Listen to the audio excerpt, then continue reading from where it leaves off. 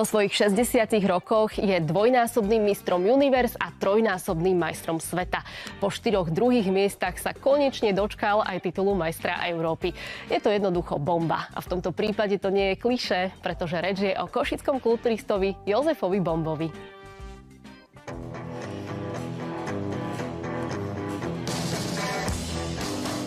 Cvičiť som začal zo zdravotných dôvodov, pretože som niekedy hral hokej.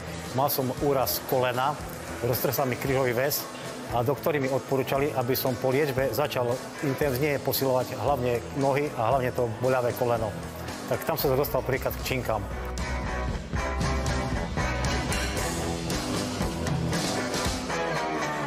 Ako vysokoškolák som bol na výbere do kultúrneho oddielu Slavia VŠT. Samozrejme, že ma nevybrali.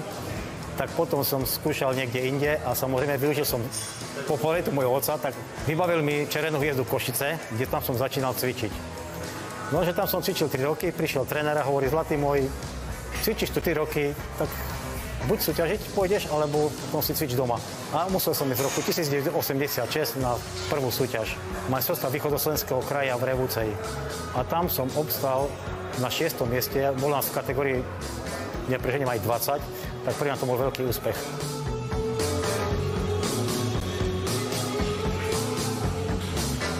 Prvýkrát som sa prebojoval na majstrovstvá Slovenska v roku 1990. Tam som bol posledný 10., ale už o 2 roky na to som už mal bronzovú medailu z šampionátu v roku 1992. To bolo v Spišskej Novej Vsi. To bola vôbec moja prvá medaila.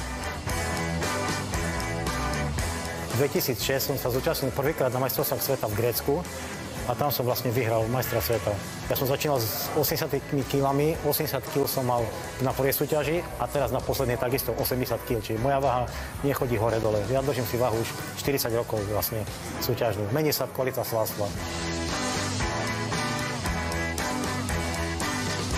Ďalší veľký úspech prišiel obhajoba toho zlata na ďalší rok, v roku 2007.